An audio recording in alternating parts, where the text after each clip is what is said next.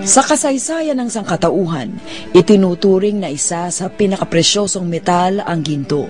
Kinahuhumalingan, pinaghahanap, pinag-aawayan at kung minsan pinagpapatayan pa, ang ginto ay mistulang gayuma para sa marami. The beauty of gold, its long-term allure, is that it is totally inert. You can pour acid on that and nothing will tarnish it as long as it's as pure as this. So it will last for a million years.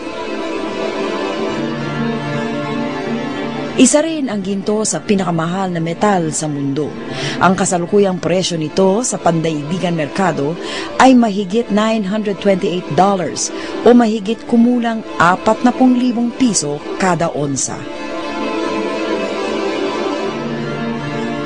At dahil walang kupas ang halaga ng ginto at bahagi ng pamumuhay ng bawat salinlahi, ginagamit ito bilang sukatan ng kaalaman, kalinangan at antas ng sibilisasyon ng isang lipunan.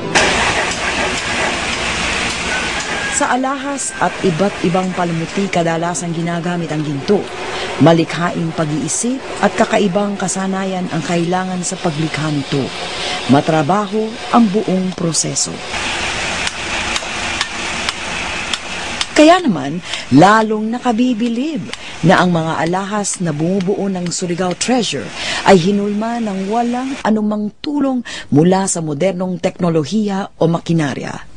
Pero di mapapantayan sa pagkagrandyoso ng paggawa. This is not melted. This gold is just raw gold which has been pounded.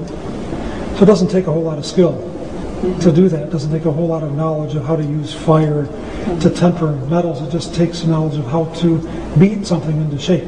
All manually done. They didn't have the technology that we have today. They didn't have the machines that we have today.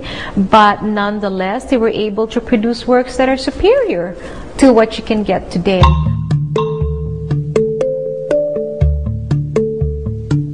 Kaya naman, nagkakaisa ang mga eksperto sa kanilang husga na isang maunlad na kultura na bihasa at may mahabang tradisyon sa paghubog ng ginto ang nasa likod ng Surigao Treasure. The skill was in the working, not in the tools.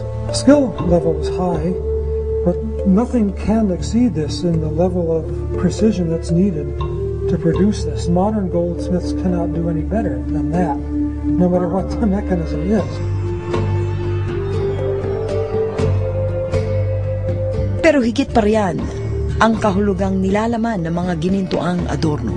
The worst probably that we could hear sometimes we were called savages or things like those. No? But this explains that there was a sophisticated civilization before. It is the social, economic environment, the conditions at that time that made it possible for people to make jewelry of that kind. That means there must have been some peace. And also that they were already sophisticated enough to know that it's good investment. We as a people are always searching for our identity. And we're always saying, oh, we're so mixed, we're half this and half that. But when you see this collection, you think, oh my goodness, that is the core. That is who we are.